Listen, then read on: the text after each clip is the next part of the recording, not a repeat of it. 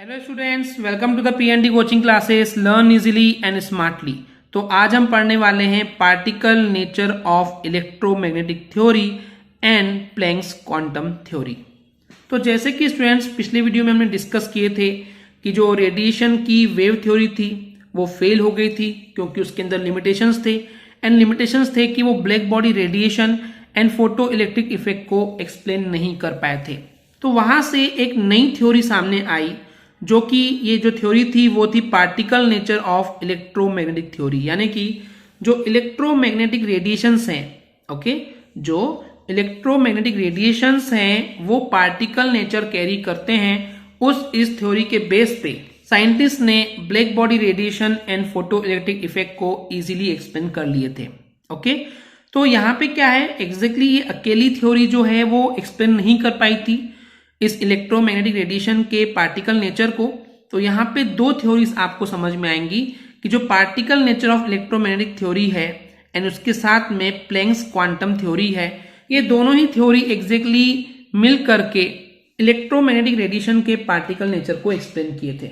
Okay, तो चलिए आज इस वीडियो में हम यही कवर करेंगे कि क्या है Planck's quantum theory and particle nature of electromagnetic theory. चलिए स्टार्ट करते हैं। तो basically students in the year of 1900 एक साइंटिस्ट थे जिनका नाम था मैक्स प्लैंक। ओके, तो इन साइंटिस्ट ने जिनका नाम मैक्स प्लैंक है उन्होंने एक थ्योरी दिए थे, प्रपोज किए मतलब देना, राइट। तो एक थ्योरी दिए थे एंड ये थ्योरी किस बेस पे थी कि एक ऐसी बॉडी जो कि परफेक्टली ब्लैक बॉडी है, ओके, तो उस परफेक्टली ब्लैक बॉडी से भी रेडिएशन जो है वो एमिट करते हैं एंड इस पूरे फिनोमेना को उन्होंने एक्सप्लेन किए थे इस थ्योरी के हेल्प से।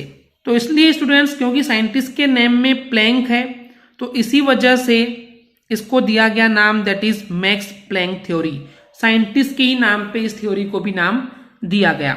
ओके, तो ये जो साइंटिस्ट मैक्स प्लैंक थे उन्होंने जो अपनी थ्योरी दिए उस थ्योरी में उन्होंने कुछ पोस्टुलेट्स, कुछ रूल्स एंड रेगुलेशंस प्रपोज किए। चलिए देखते हैं वो क्या क्या रूल्स एंड रेगुलेशंस यानी कि पोस्टुलेट थे। तो साइंटिस्ट मैक्स प्लैंक ने जो सबसे पहला पोस्टुलेट दिया वो ये दिया कि इलेक्ट्रोमैग्नेटिक रेडिएशन यानी कि एनर्जी, राइट, इलेक्ट्रोमैग्नेटिक रेडिएशन या फिर आप बोल सकते हैं इलेक्ट्रोमैग्नेटिक एनर्जी जो होती है इससे हमेशा एसोसिएट जुड़ी हुई होती है लाइट रेडिएशंस या फिर हीट रेडिएशंस। तो यहाँ पे बोलने का मतलब स्टूडेंट्स ये है कि जो लाइट रेडिएशन या फिर हीट रेडिएशन जो है वो हमेशा एनर्जी से एसोसिएट यानी कि जुड़े हुए होते हैं। इस एनर्जी को बोला जाता है रेडिएंट एनर्जी। क्या बोलते हैं उसको? Radiant energy. सबसे पहला पोस्टुलेट था। ओके, यानी कि एक एनर्जी से attach light radiations and heat radiations अगर हैं तो उस एनर्जी को हम बोलेंगे रेडिएंट एनर्जी। सेकेंड पोस्टुलेट था ये जो रेडिएशन होते हैं वो कंटिन्यूअसली एमिट नहीं होते हैं। आई मीन जो रेडिएशंस हैं, इलेक्ट्रोमैग्नेटिक रेडिएशन जो हैं ये लगातार नहीं निकलते हैं बट ये छोटे छोटे पैकेट्स के फॉर्म में निकलते हैं। यानी कि कैसे हो रहा है एग्जैक्टली, मान लीजिए यहाँ पे इस टाइप से एक पैकेट के फॉर्म में बहुत सारी इलेक्ट्रोमैग्नेटिक रेडिएशन जो है निकली, फिर कुछ समय तक नहीं निकलेगी, फिर कुछ समय बाद इस टाइप से निकल दी जाएगी। ओके, यानी कि इस टाइप से छोटे छोटे पैकेट्स के फॉर्म में जो है ये रेडिएशंस निकलते हैं जिसको हम बोलते हैं क्वांटा। क्या बोलते हैं इसको? क्वांटा। यानी कि स्टूडेंट्स जो रेडिएशंस हैं वो लगातार नहीं निकलते हैं, छोटे छोटे पैकेट्स के फॉर्म में निकलते हैं। इन छोटे छोटे पैकेट्स को ही हम बोलते हैं क्वांटा। ओके, तो इस तरीके से हर एक क्वांटा जो है वो एसोसिएट होता है, जुड़ा हुआ होता है एक फिक्स अमाउंट ऑफ एनर्जी से। यानी कि स्टूडेंट्स इस हर एक छोटे छोटे पैकेट यानी कि क्वांटा की जो है एक फिक्स अमाउंट ऑफ एनर्जी भी होती है। यानी कि हर एक पैकेट जो है अपने पास एक एनर्जी जो है वो कंटेन करता है। ओके, एंड अगर ये एनर्जी जो वो कंटेन कर रहा है अगर वो लाइट के फॉर्म में है, ओके, अगर ऐसी एनर्जी जो कि लाइट के फॉर्म में है तो उसको हम बोलते हैं फोटोन। क्या बोलते हैं उसको? फोटोन। ओके स्टूडेंट्स, तो ये था सेकेंड पोस्टुलेट।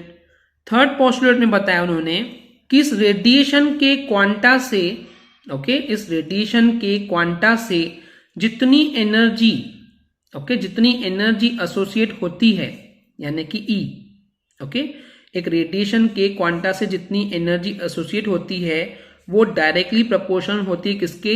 उस लाइट की फ्रीक्वेंसी के। फ्रीक्वेंसी को रिप्रेजेंट करते हैं न्यू से, तो E is directly proportional to nu. Okay, यहां से जब ये डायरेक्टली प्रोपोर्शनल साइन हटता है तो इक्वल साइन आता है एंड एक प्रोपोर्शनलिटी कांस्टेंट निकलता है, वो हमको मिला h, तो ये हो जाएगा E is equal to h nu. Okay, इतना क्लियर है स्टूडेंट्स? तो पहले इस इक्वेशन पे फोकस रखिए, आगे हम बता रहे हैं ये कैसे आया।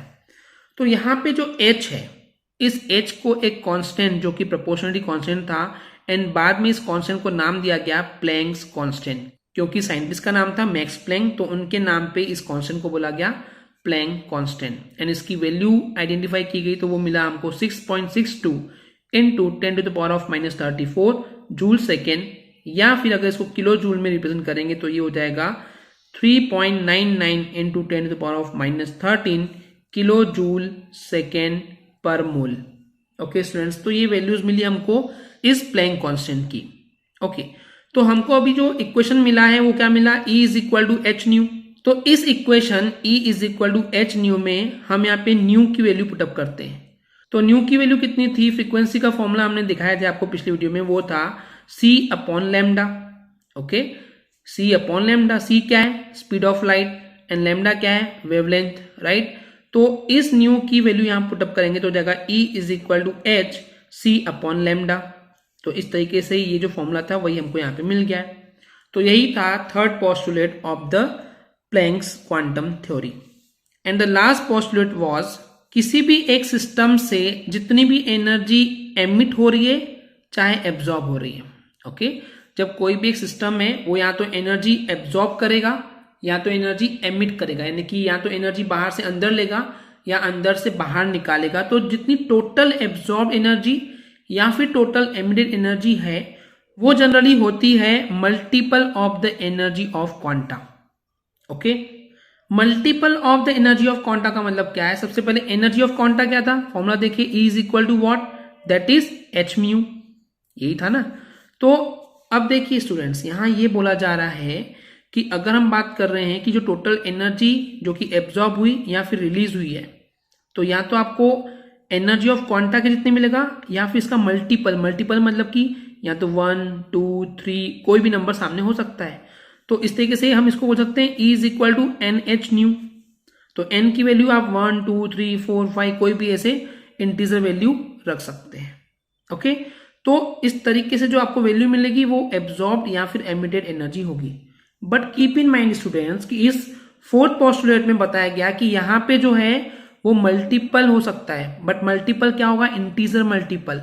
यहाँ पे फ्रैक्शनल वैल्यू अलाउड नहीं है कि 1.5, 2.5 ऐसी वैल्यूज अलाउड नहीं होगी, यानी कि 1, 2, 3 ऐसे इंटीग्रल वैल्यूज। ओके, इंटीजर जो है ना, इंटीजर वैल्यूज ही अलाउड है और कोई वैल्यूज अलाउड नहीं है।